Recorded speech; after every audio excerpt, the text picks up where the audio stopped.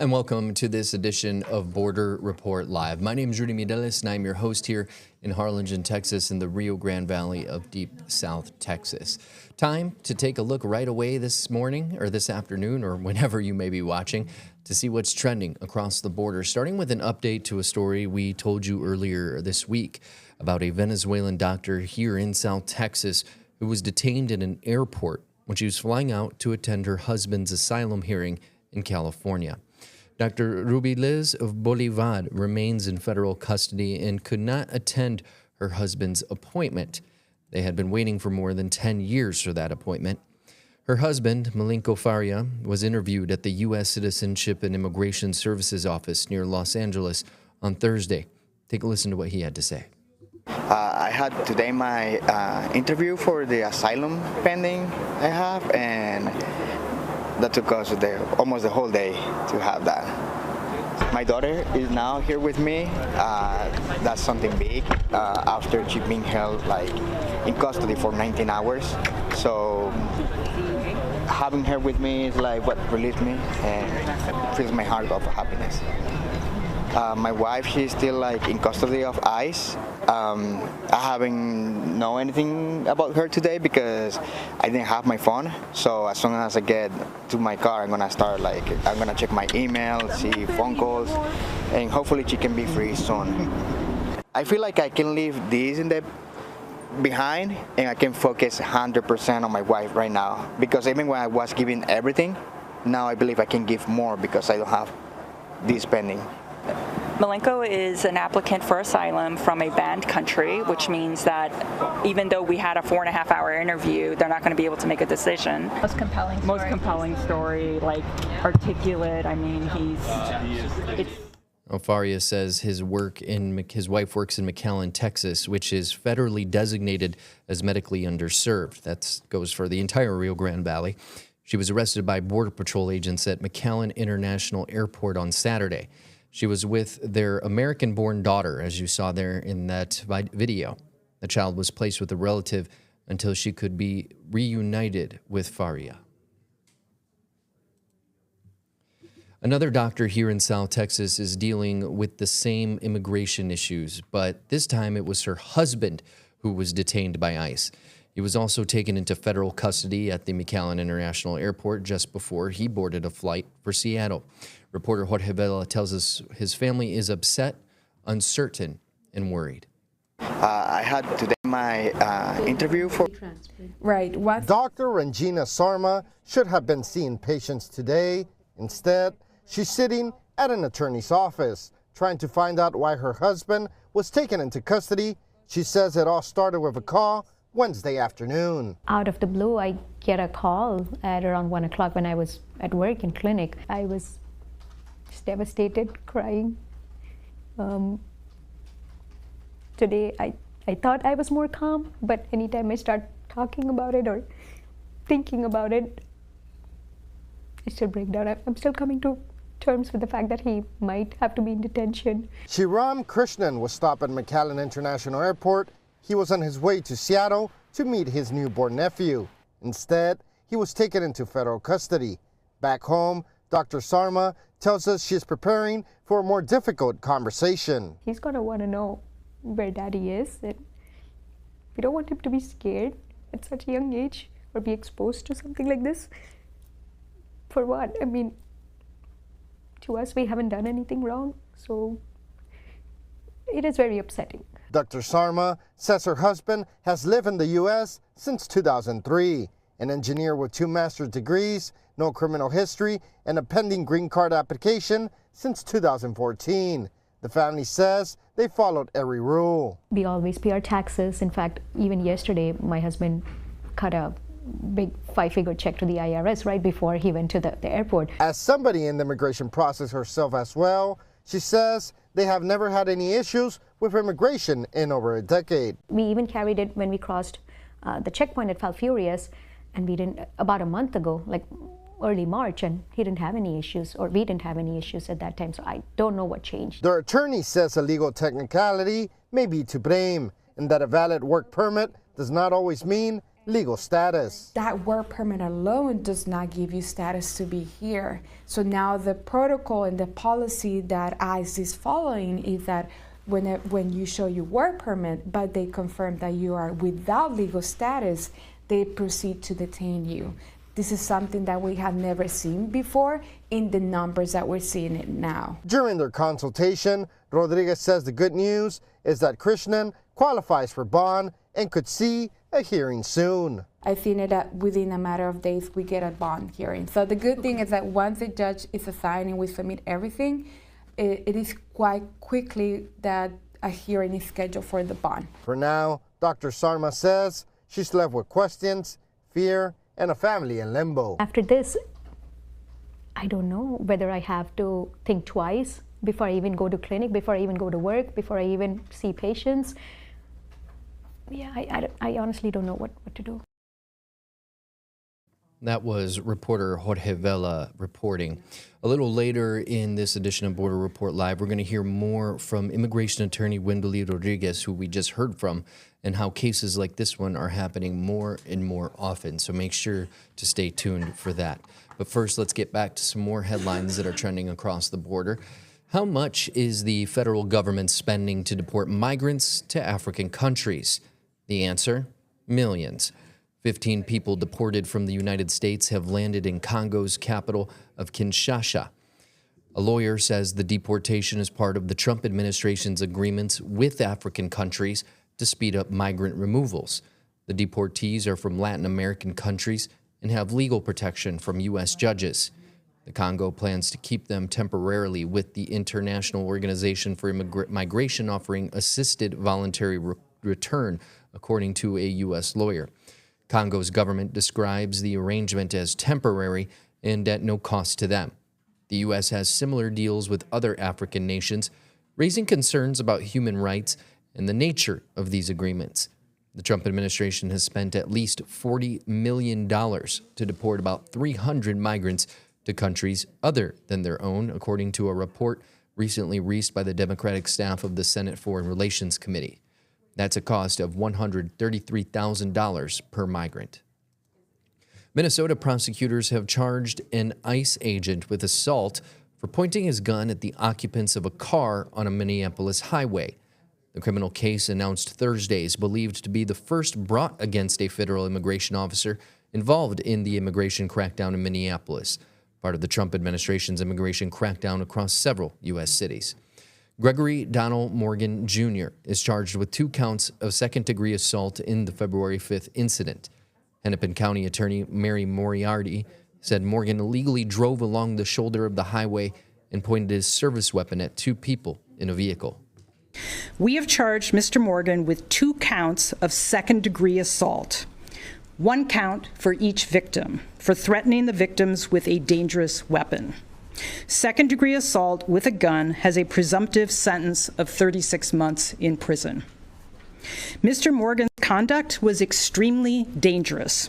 Today's charges reflect an important milestone in our efforts to seek accountability for the harms inflicted on our community during Operation Metro Surge. Our community is still navigating the effects of the federal occupation. I drew daily inspiration from the courage of Minnesotans and the care that they showed for each other during Metro Surge. Our work continues on all fronts, from the killings of Ms. Good and Mr. Preddy, to the shooting of Mr. Sosa Solis, to the incidents being investigated by our Transparency and Accountability Project, or TAP. We will not rest until we get the answers we seek across Hennepin County, and accountability is delivered wherever appropriate. Morgan and officials with the Department of Homeland Security and the Justice Department have not responded to emails seeking comment. The charges come after Moriarty's office launched an online portal to collect evidence of what she called illegal activity during Operation Metro Surge. And the man in charge of ICE is stepping down next month. U.S. Immigration and Customs Enforcement Acting Director Todd Lyons is resigning at the end of May. Lyons helped lead President Donald Trump's mass deportations initiative across the United States. Homeland Security Secretary Mark Wayne Mullen described Lyons as a great leader of ICE. In a statement, Mullins said, "We wish him luck on his next opportunity in the private sector." A White House spokeswoman described Lyons in a post on X as an American patriot who made our country safer. The Department of Homeland Security did not immediately respond to an email from the Associated Press asking why he is resigning. DHS, which the agent works for that we were just talking about, remains shut down as Democrats and Republicans fight over immigration enforcement policies. That shutdown also impacts TSA and FEMA. Agency leaders testified about the shutdown impact and the long-term implications. News Nation's Washington correspondent Rashad Hudson reports. These hearings come at a critical time as the Department of Homeland Security is caught in the middle of a funding fight. Meanwhile, many of these agencies, key ones, are trying to operate without being fully funded. High-stakes hearings on Capitol Hill as top Department of Homeland Security officials defend their budget and strategy during a prolonged partial government shutdown. Let me apologize to you for the dysfunction of Congress. But the hearing isn't just about future spending, it's also about the present crisis. Lawmakers are at odds when it comes to funding the immigration enforcement arm of DHS. The most direct reason that the entire Department of Homeland Security is still shut down after more than 60 days is because Republican leadership refused to pass the bill that the United States Senate unanimously passed twice. As he seeks more funding, acting ICE Director Todd Lyons says his current officers are under attack. Our officers and agents are being villainized for simply upholding and enforcing law. Other functions of DHS are also feeling the funding lapse. TSA, FEMA, and Coast Guard are on the job without full funding.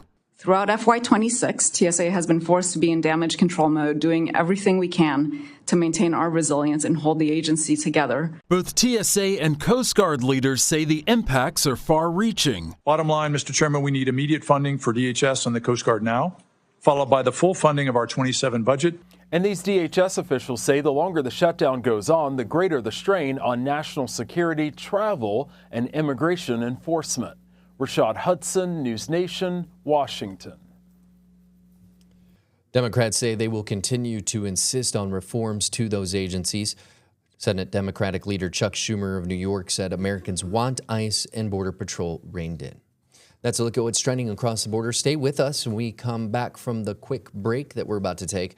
We're going to play that sit down with the attorney for one of the engineers that we spoke about earlier in the program. Border Report Live is back in 2 minutes.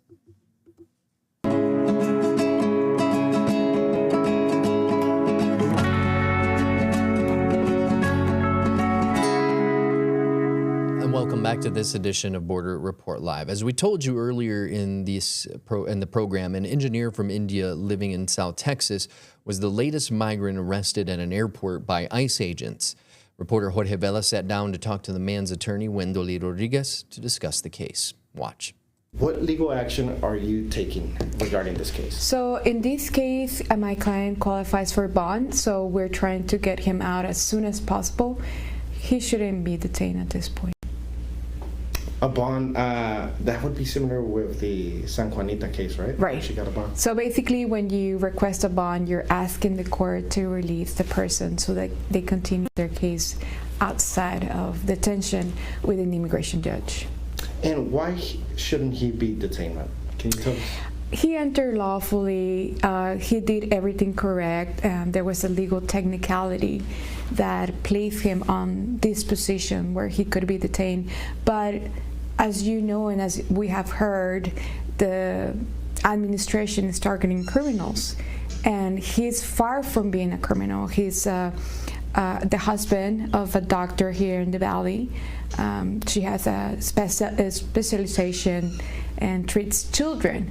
So, and he's an engineer himself. So he definitely doesn't fit the profile of someone that should be detained unless deported. He fell into a phase where he was without status. It's a legal technicality, and that made him susceptible for detention. But he still had a valid work permit, right? He still has a work permit that is current, that is valid, and he still works with authorization. He files taxes. He's a law-abiding citizen. He's not a criminal. He entered lawfully. He and his wife did everything under the legal standards. And that legal technicality, ma'am, when did it happen? Was it like years ago or? No, it happened, it's because it's very hard to explain, but it's basically during the process, they fell out of status and they didn't renew their visa because they were under the assumption that because the work permit was valid, that was an automatic extension of their stay. I see. And how unique is this case, ma'am? I know every case is... It's very unique in the sense that we have never seen someone being detained as we have seen now at the airport, especially here in McAllen. We're also seeing professionals getting detained even at the checkpoint. So before, during prior administrations, people would just show their work permit, and as long as it was current, under their discretion, they would not be detained. However, that work permit alone does not give you status to be here. So now the protocol and the policy that ICE is following is that when you show your work permit, but they confirm that you are without legal status, they proceed to detain you. This is something that we have never seen before in the numbers that we're seeing it now. And I asked the doctor this question. Do you think doctors and professionals are being targeted right now more than ever? I think everyone is being targeted at this point, regardless of profession, regardless of if you're a good citizen, if you try to do the right thing and you try to follow the law. I think everyone is targeted just for being immigrants. Wow. And will this hurt his green card case, ma'am, or no? It would definitely make it a little bit more difficult, but more so than the legal aspect, I think it's more on the personal aspect, because now he's subject to this very traumatic experience, not only for him, but for his entire family. And as for the bond, ma'am, how quickly can that happen? In the next few days, or? It varies, but with congressional help, as you have seen, we can get someone out within a matter of days. It's a matter of our Congress people to pay attention what's going on in our community and to help us. But on average, a person can take anywhere from 3 weeks to 6 weeks detained. So we're hoping that in this case, our Congress woman will listen and see that this is an outstanding community member and that they could help us to release him as soon as possible. Would it be like a $15,000 bond, or? It varies. It all depends on the judge. We could, in this case, I think it merits to get a $1,500 bond, but it all depends on the judge. Sometimes they ask for $5,000, $15,000, but we have seen an increment on recent few months that judges are asking for higher bonds than before. And I guess 2 final questions. I mean, how common is it for you attorneys to be working on bonds? Was that common, or is it becoming more common now with everything going on? Well, especially here in the Valley, the majority of people don't qualify for bond anymore, especially because now we have this new policy where if you enter without inspection, meaning with a visa, you don't qualify for bond, and you have to do a whole different case in federal court, which is the habeas corpus. But in this case, thankfully, he entered with a visa, so we're hoping that he could get released on bond as soon as possible. So the amount of cases that we have been getting that do qualify for bond are significantly less than years before. Wow. Anything else you want to add? I think it's important for people to know that the work permit is not an authorization to be here. So because they used to travel with that either through land or through air, they believe that they can still do so. So if you're not sure about your current situation, your legal status here in the U.S., it's strongly advised to consult with an attorney and not to travel, not even to get near the airport. That is very good advice. And you know what? Because they're not only targeting the people who are traveling. If you're at the lobby, you're subject for ICE to approach you. Even at the parking lot, you're subject for ICE to approach you. I had one case before where she was picking up her U.S. citizen husband, and she was detained at the lobby in here in McAllen, Texas airport. Wow. So, so right now you got a work permit check first if your legal status is right. in check. Right? Do not assume that because you have a work permit valid, or because you have a social security, or because you have been filing taxes, that is going to protect you from detention, or even more from removal. That was reporter Jorge Vela speaking with Wendell Lee Rodriguez, the attorney for the engineer that's been detained by ICE while getting ready to see his newborn nephew up in Seattle at the McAllen International Airport. Stay with us. We'll Report Live is back in 2 minutes.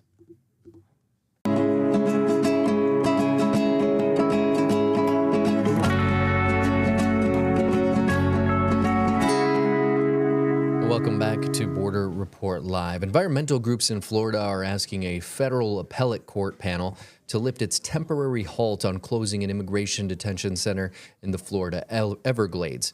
Nicknamed Alligator Alcatraz, the center remains open due to arguments by Florida and the Trump administration. They claim the state hadn't gotten federal reimbursement, so it wasn't required to follow federal environmental law. During a hearing last week in Miami, a panel of judges questioned how much control the federal government has over the state-built facility. The judges did not indicate when they would rule. Florida was notified in late September of $608 million in federal funding approval. The environmental lawsuit was one of 3 federal challenges to the facility since it opened. Amnesty International and other groups have complained about conditions at the center. They claim living conditions are inhumane and unsanitary, overflowing toilets with fecal matter seeping into sleeping quarters. And U.S. Agriculture Secretary Book Rollins visited Moore Air Base in Edinburgh, Texas, about 40 miles up the road from us today, for the groundbreaking of a $610 million facility to produce sterile flies to eradicate New World screwworms. The closest cases currently are 90 miles south of the U.S. border. Rollins said they have not come to the United States yet. Screwworms are not worms, but flies that lay larvae that burrow into livestock and other animals and even humans with screw-like teeth. They cause infection and can kill an animal or pet in just 2 weeks. The Edinburgh area facility will produce 300 million sterilized flies weekly once fully operational. It should begin producing 100 million sterilized flies weekly by the end of 2027. Planes have been flying sterilized flies from this base to Mexico and Panama since last year. Our South Texas correspondent Sandra Sanchez was there. She'll have more for you later on BorderReport.com. Thank you so much for joining us today. We'll see you next time.